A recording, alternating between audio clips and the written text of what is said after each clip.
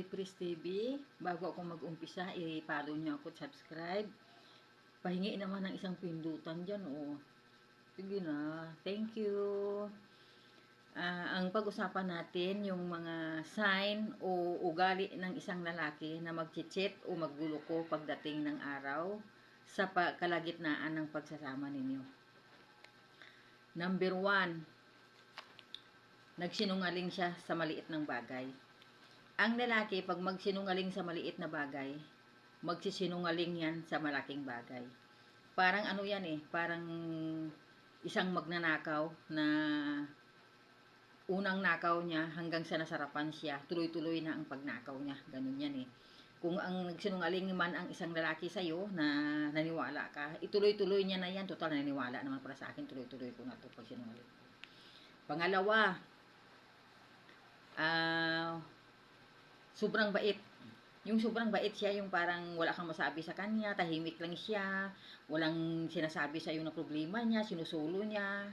Sinusulo niya ang problema niya, hindi niya sinishare sa iyo. Parang hinuhuli mo na lang ugali niya kung anong problema niya, tinatanong mo kung minsan, sabi niya wala na. Pero sa dibdib niya, sinusulo niya ang problema niya, hindi niya ma-share sa iyo.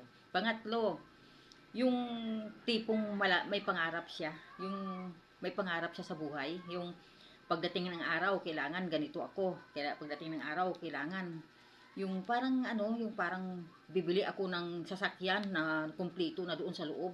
Nandoon na lahat, may kama, may lutuan, may higaan, may lahat na. Nandoon na sa loob, yun ang pangarap niya na parang baliw siya nangangarap na mag-isa. Yun. Ganun. Saan na tayo? Pangatlo, pang-apat. Walang sariling desisyon, yung umaasa lang siya sa desisyon ng babae, na lahat na kinikilos niya nagpapaalam sa'yo. Halimbawa, alis siya, magpaalam sa'yo, maligo lang, nagpaalam sa'yo, kung anong kakain lang, magpaalam sa'yo, kung gusto niyang pwede mo makuha itong pagkain na ito o hindi.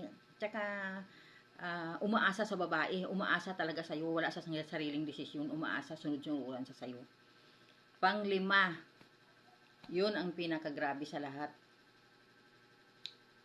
Sobrang libog. Yan. Yan ang mga sign na magluluko yan pagdating ng araw. Tandaan nyo yan. Yung tipong nandyan ka naman. O, sampul natin. Sabi mo, sweetheart, dito ka muna sa bahay. Alis lang ako. May ginagawa yan. May ginagawa yan na hindi maganda sa sarili niya. Yung parang nagsasarili o ginagamit niya ang cellphone niya sa mga ganyang bagay. Tapos, kahit saan lang siya, kahit sa trabaho niya, kahit saan lang siya, dumarating yung init ng katawan niya, yung libog niya. Ganun yun. Tapos, kahit saan siya pumunta, kahit pinapakita niya sa'yo na talagang ganun siya, na talagang may pinapagawa sa sa'yo, na parang, yung parang gusto niya akyatin yung bundok ng tralala na hindi mo maintindihan. Yun ang mga sign ng mga lalaki na pagdating ng mga 40s, yung nagsama kayo bata pa, dating ng 40s, mga 38, mga pataas, dyan nag-uumpisa yung pagluluko ng lalaki o pag-cheat niya. Kasi sa mga edad na yan, dyan nag-uumpisa yung pagka-matured niya, yung kataasan ng pagkalalaki niya. Dyan niya na mapatunayan yung pagkalalaki niya na ganito pala yung nangyayari sa kanya pagdating ng mga ganyang bagay. Kaya pag mga ganyan na mga diskubrihin ninyo, walang nagluluko na mga bata na yan, mga pa lang yan, pero pag mga dating mga 40 pataas, dyan talaga ang tendency na magluluko yan. Kahit pa kayo sa pagkasama ninyo, tandaan ninyo, kaya hihanda na ninyo mga sarili ninyo pagdating edad ninyo mga ganyan.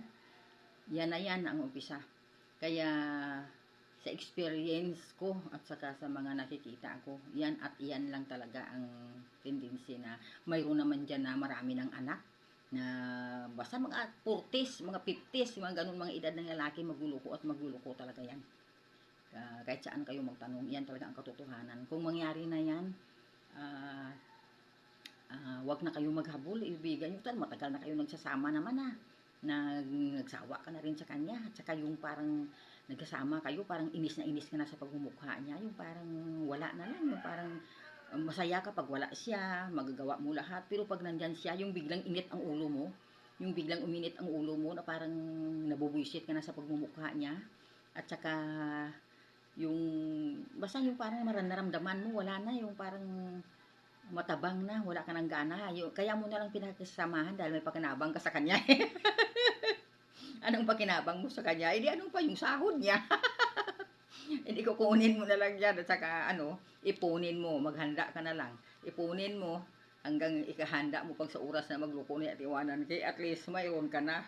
May naipon ka na. Ganun lang yung utakan lang yan kasi malaki na kayo nagkita niyan. Hindi mo na talaga hawak-hawak ang kaloob-looban ng utak niyan. Ganun lang talaga yun.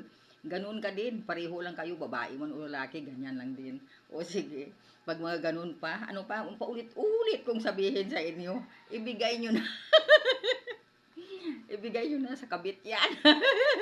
Kanya na yan, ayaw mo na yan, pinagsawaan mo na yan, basura na yan, ano pang kukunin mo dyan?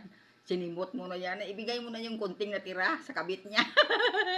O sige na, bye-bye na. I love you, ingat kayo.